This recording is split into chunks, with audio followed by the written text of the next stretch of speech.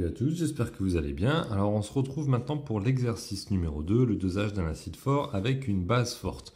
Le titre est important, acide fort, base forte. On va lire l'énoncé ensemble avec le surligneur, histoire de repérer ce qu'il faut, même si j'ai déjà mis des choses en gras. Alors on dispose d'une solution d'acide chlorhydrique. On voit qu'ici ce qui va nous intéresser c'est H3O+, l'ion responsable de l'acidité, l'ion oxonium, de concentration inconnue, Ca. Bref, on sait déjà que ça va sans doute être notre objectif du jour, déterminer Ca. On titre 20 ml de cette solution, d'accord, par une solution aqueuse d'hydroxyde de sodium. Et là, je vais changer de couleur, puisque là, on ne me parle plus d'acide, mais de base. Donc maintenant, je vais changer de couleur pour noter toutes les informations sur la base. Cette base, on va l'appeler B, solution B, hydroxyde de sodium, on reconnaît l'ion HO- et on me donne sa concentration Cb, 2,5, 10 puissance moins 2 mol par litre. Le volume Vb de cette solution, on va le noter et forcément, on ne le sait pas puisque comme on va le doser, ce volume sera le volume équivalent qu'il va falloir déterminer. Alors on fait un suivi pH métrique, on obtient la courbe suivante. On remarque bien qu'au départ, notre courbe commence avec un pH en dessous de 7. D'accord? Alors on ne nous donne pas les valeurs, mais on voit quand même que là, on est assez proche de 0. Donc c'est acide. Et puis ici, ça va devenir basique. C'est bien notre acide qu'on dose par une base. Première question. Faire un schéma du dispositif expérimental pour effectuer ce dosage. Alors je vais me placer ici. Je prends de quoi tracer droit. Alors, il n'y a pas besoin de faire un truc hyper sophistiqué pour la burette. Vous allez voir, je vais mettre un petit peu plus haut. Pour la burette, on peut tout simplement se contenter de faire quelque chose comme ça. Voilà, burette. On va doser en utilisant un bécher. Bon, on peut mettre un Erlenmeyer si ça vous chante, mais je pense qu'un bécher, c'est un peu plus simple pour tracer. Voilà, on va mettre notre solution de départ. Alors j'en ai pas mis beaucoup, j'aurais peut-être pu en mettre un peu plus, parce que dedans on doit avoir quand même notre suivi qui se fait grâce au pH mètre. D'accord? Donc voilà. Voilà notre schéma, il nous reste à mettre quelques légendes. Alors bon, ici on va mettre d'abord le matériel, le bécher, la burette, pH mètre. Voilà. Je sais aussi que dès que je fais un dosage dans la burette, j'ai le titrant. Je prépare déjà à mettre son nom. Et ici, j'aurai le titré. Je me prépare aussi à mettre son nom. Alors, qui est le titrant, qui est le titré? Si on reprend notre énoncé, on voit que celui qu'on ne connaît pas, c'est l'acide, c'est A. Et celui qu'on connaît, c'est l'hydroxyde de sodium. Donc ici, le titrant, c'est l'hydroxyde de sodium. Voilà, je recopie ce qu'il y a dans l'énoncé. Je peux préciser pour moi que c'est une base. Ça fait pas de mal. Et le titré, c'est la solution d'acide chlorhydrique. Acide chlorhydrique, hop, je vais quand même l'écrire pour que vous puissiez voir. Qui sera, est-ce que j'ai besoin de préciser que c'est l'acide? On fait quand même, on ne sait jamais.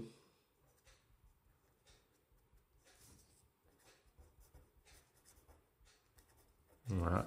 Jamais très simple à écrire acide chlorhydrique. Bon, voilà. Notre schéma du dosage, il est fait. C'est la question 1. D'accord? Question 2. Écrire l'équation de la réaction. On vous donne les couples. Ce qui peut être intéressant de faire, si on vous les donne, c'est bien de repasser au surligneur qui sont les espèces qu'on a au départ. Alors, on a dit qu'on avait l'acide, H3+, et on a la base, HO-. D'accord? Ça va nous servir pour écrire les demi-équations directement dans le bon ordre. Donc, je vais y aller pour les demi-équations. Ok, alors on va se placer ici. Question 2.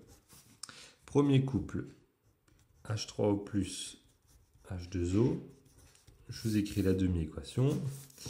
Ça va donner H3O+ est égal à H2O plus H+.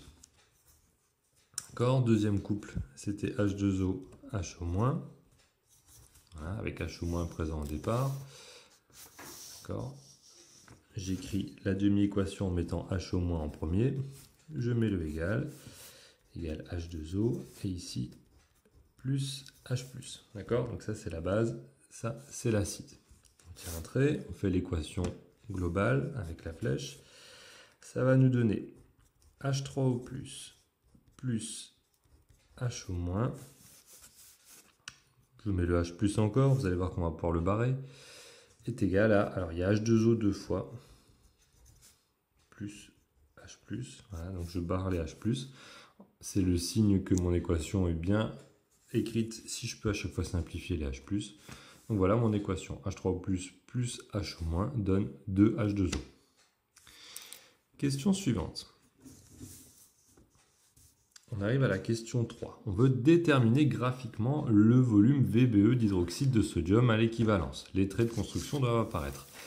Alors, il ne faut pas le faire au pif et tout ça trop vite, hein, parce que les traits de construction qui apparaissent le jour du bac, on peut vous demander de le faire sur une feuille annexe et de rendre cette feuille. Donc, je reprécise encore une fois la méthode, on l'a vu dans la vidéo précédente. On se met au point d'inflexion, là, hop. On fait un trait, on va chercher à faire une autre parallèle.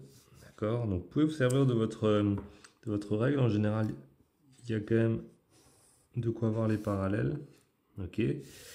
Là-dessus, on va chercher le milieu entre les deux.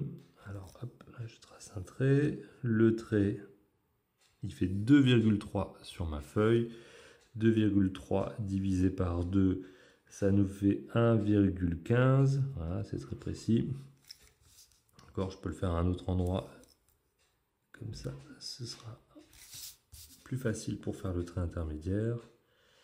Voilà, je trace. Ok. Et ce qu'il faut à tout prix repérer, c'est ce point ici, c'est le point d'équivalence. D'accord? On vient chercher le volume équivalent, on reporte en dessous. Et là, on est content, ça tombe sur une valeur pile. Ici, il s'agit du volume à l'équivalence. Je précise que c'est le volume de base à l'équivalence, puisqu'ici, on verse une base depuis la burette. D'accord? Dans la burette, il y a une base. Donc, question 3, Q3. On obtient graphiquement, voilà, j'utilise ma plus belle écriture aujourd'hui, on obtient graphiquement VBE égale 10 millilitres. D'accord? Donc ça, c'est vraiment ce qu'il faut arriver à faire dans ce chapitre. Question suivante. Alors ça se complique un petit peu puisqu'il va falloir ressortir une formule du cours. Écrire la relation qui existe entre CaVa, CB et VBE à l'équivalence. Alors comment faire ça? Je vais vous repréciser une chose, c'est qu'à l'équivalence on a deux relations. La première, c'est qu'on sait que le titrant, la quantité de matière de titrant égale la quantité de matière de titré, donc N titrant versé à l'équivalence est égal à N de titré. Alors deux départs, parfois on met I comme initial, vous pouvez écrire aussi deux départs, c'est comme vous voulez. Bon, et on utilise les relations du cours.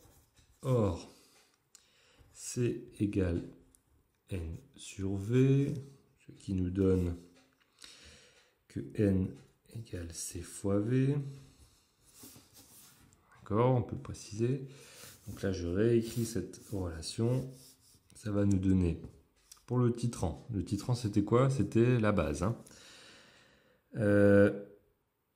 C de base fois volume de base à l'équivalence va être égal, je passe à l'autre côté, le titré c'est l'acide, la concentration de l'acide fois le volume d'acide qu'on avait au départ ici dans le bécher. D'accord? Donc voilà ma relation entre ces quatre membres. Alors, vous pouvez la prendre directement. Moi, je trouve que si on part de ça et qu'on connaît cette formule, vous la connaîtrez forcément. Ah, vous y arrivez à tous les coups, ça vous fait une formule de moins à apprendre par cœur. Vaut mieux apprendre ça et ensuite l'adapter. Question 5. En général, quand on arrive là, c'est pour finir avec un petit calcul. On veut trouver quoi? À votre avis, vu qu'on utilise un titrage, on va s'intéresser à une des deux choses là. On avait dit en général, c'est surtout la concentration qui nous intéresse. On va chercher la concentration de l'espèce titrée. On va regarder, en déduire la valeur de Ca, de l'acide chlorhydrique, voilà, hein, logique, c'est ça qu'on nous demande. Et c'est parti, on réécrit la relation. Juste avec Ca. Alors pour les amateurs du produit en croix, c'est le moment d'utiliser votre produit en croix. Sinon, vous simplifiez, vous divisez à gauche et à droite par ce qui vous gêne, c'est-à-dire VA. Donc vous divisez à gauche par VA. Ça va donner CB fois VBE divisé par VA. D'accord, vous divisez à droite par VA, ça se simplifie. Donc voilà votre relation. À ce moment-là, il va falloir faire le calcul, mais n'oubliez pas, il faut utiliser les bonnes unités. Alors un petit coup d'œil ici dans notre énoncé. Qu'est-ce qu'on a? On a un volume en millilitres. Et là, on a des moles par litre. D'accord? Et là, on a trouvé un volume de 10 millilitres. Bon, alors il y a plusieurs choses. Ici, on va trouver des moles par litre. C'est la même unité que pour CB. D'accord? Je suis allé le vérifier dans l'énoncé. Normalement, ça veut dire que le volume, il faut le mettre en litres. Bon, vous pouvez le mettre en litres, hein, ça vous fait une conversion. Là, vous avez une petite possibilité d'aller plus vite. C'est que vous avez un volume au-dessus et en dessous, donc ils vont se simplifier. Vous pouvez prendre les mêmes unités du moment qu'elles soient au-dessus et en dessous. Ici, c'était des millilitres. D'accord? Les deux, ça va simplifier. Bon, alors c'est pas hyper rigoureux, on profite juste d'une simplification. Sinon, moi ce que je préfère, d'accord, c'est de mettre ces volumes en litres. Alors on va y aller.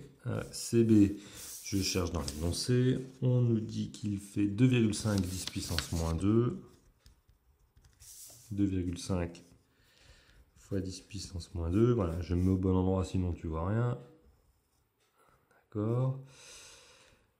VBE, le volume équivalent pour la base. On avait dit que c'était 10 millilitres. Donc 10 millilitres, ça fait dire 10 fois 10 puissance moins 3 litres.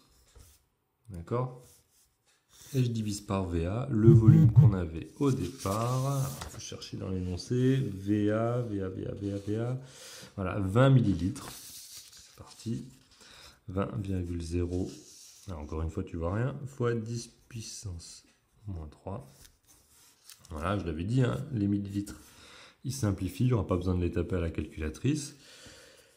Et on y va. Alors, on ne fait pas ça de tête, hein. Enfin, on peut, mais comme je vous connais, vous n'allez pas le faire de tête. On peut prendre la calculatrice. Voilà, hop, je fais une pub pour Casio. 2,5. 10 puissance, alors, je vous rappelle la touche. Parce qu'il y en a encore, ils vont me le demander au mois de juin. Là, 10 puissance. 2,5 fois 10 puissance, je vois plus rien, 10 puissance moins 2. Ah bon, bravo, grâce à toi j'en ai mis 2.